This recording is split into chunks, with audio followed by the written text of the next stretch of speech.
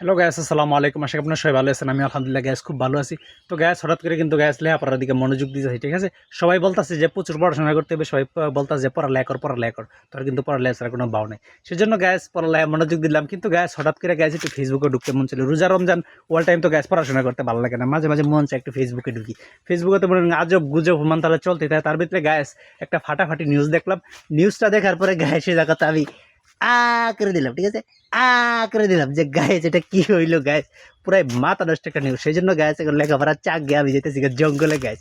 জঙ্গলে মঙ্গলে ডাকলে গাইস এই নিউজের অথেন্টিক ব্যাখ্যা আপনাদেরকে দিতে পারবো না গাইস। কিসের জন্য গাইস আমি জঙ্গলে যাইতেছি, ঠিক আছে? তো জঙ্গলে যাওয়ার পরে আপনাদেরকে গাইস আপডেট নিউজটা দিয়ে আসলে আমি কেন লেখাপড়া থেকে গাইস উঠে আসা পড়লাম। এটা গাইস জঙ্গলে যাওয়া ছাড়া আপনাদেরকে অথেন্টিক নিউজটা গাইস সুন্দরভাবে বলা যাবে না, ঠিক আছে? এই নোরে গাইস দেখেন একটা ফাটাফাটি জঙ্গলে এসে পড়ছে গাইস। এটা আফ্রিকার কোনো বাংলাদেশের অথেন্টিক জেনুইন একটা জায়গা। এই দেখেন গ্যাস কামড়া হইলো কি ফেসবুকে ঢুইকা আপনাদের যে বিখ্যাত কবি আছে না, কাফেন্দ্রনাথ ঠাকুর না কি বলেন, কবিতা লিখে বেড়া যে খুব ঝামেলায় পড়ে গেছিল সেই কাফি ভাইয়ের, ঠিক আছে? তো হঠাৎ করে তার একটা পোস্ট দেখলাম, তার আমি ঠিক আছে? তো ফলোয়ার বলতে ফেসবুকে তো ফ্যান ফলোয়ার থাকেই। তো তার গত মাসের গায়েস একটা ইনকাম দেখলাম, সে দেখেছি গত মাসে ফেব্রুয়ারি মাসে তার ইনকাম গায়েস কত জানেন? তার ইনকাম হইল 32,068, মানে একক দশক শতক হাজার, $32,068। চিন্তা করছেন গায়েস, ফেব্রুয়ারি মাসে তার ইনকাম 32,068।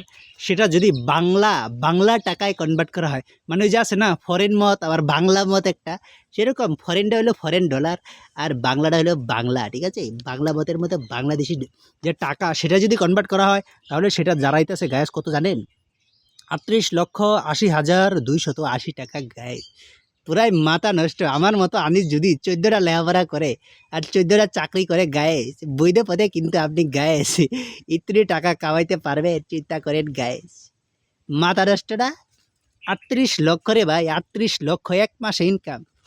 চিন্তা করছেন আমার মতো 14টা যদি চাকরি করে, 14 গোষ্ঠী চাকরি করলেও মাসে 38 লক্ষ গ্যাস কামাইতে পারবে না, হালাল পন্থায় কামাইতে পারবে না। দেখা যাবে কামাইলে কামাইতে পারবে অবৈধ পন্থায়, কিন্তু বৈধ পন্থায় কামানো সম্ভব না। সেই জন্য গ্যাস কিসের লেখাপড়া কিসের কি, এরকম বই যদি আপনি সারাদিন অঙ্ক করেন গ্যাস, তারপরে দেখবেন এ প্লাস বি হোল স্কোয়ারের সূত্রে বোর্ডটাই আপনি ভুল করে ফেলছেন। আর যদি আপনি জঙ্গলে মঙ্গলে এসে খেচ্চা ভালো ভিডিও করুন, দেখবেন যে কত ক্লায়েন্ট আছে, কতজন আছে ভিডিও দেখবে গায়ে, তারপরে ঢুকে যাবে আপনার এখানে ডলার। সেই জন্য গায়ে লেখাপড়ার চাঙ্গে আমি এসে পড়ছি জঙ্গলে। লেখাপড়া বাদ দিতেছি, কলমের যেই হেডটা আগে খোলা ছিল এরকম করে লাগানো এরকম ছিল, আমি এটা লাগিয়ে দিয়েছি গায়ে। আর লেখাপড়া করবো না গায়ে। তারপরেও গায়ে আপনারা আছেন যেহেতু, আপনাদের মতামতটা নেওয়া দরকার। একা একা কোনো সিদ্ধান্ত নেওয়া ঠিক না। আপনার যেহেতু পণ্ডিত ব্যক্তিরা আছেন, আপনারাই বলুন লেখাপড়া করাটা কি আবার আদৌ ঠিক হবে? লেখাপড়া করতে করতে আরও 5 বছর লাগবে একটা চাকরি নিতে, তারপরে আমি শেষ। চাকরি নেওয়া মাসে বেতন পাবো হইল 15-16 হাজার, 20,000 টাকা পাইলাম গায়েস। হিসাব করলে হিসাবের সমীকরণ মিলবে না গায়েস। পরে দেখা যাবে বইয়ের শাড়ির দাবি লাগবে হলো গায়েস 10,000 টাকা, 7,000 টাকা, 5,000 টাকা। মাথা নষ্ট এখন গায়েস, আমার মাথা নষ্ট। আমার মাথা লেখাপড়া গায়েস মাথায় ঢুকতেছে না। এখন গায়েস জঙ্গলে মঙ্গলে এবার থাকতে হবে। আপনাদের কাছে দোয়া চাই, আর কত কথা বলা হতাম না গায়েস। আপনারা গায়েস বলেন আমি কি এখন লেখাপড়া করবো না লেখাপড়া ইস্তফা দিয়ে দিই?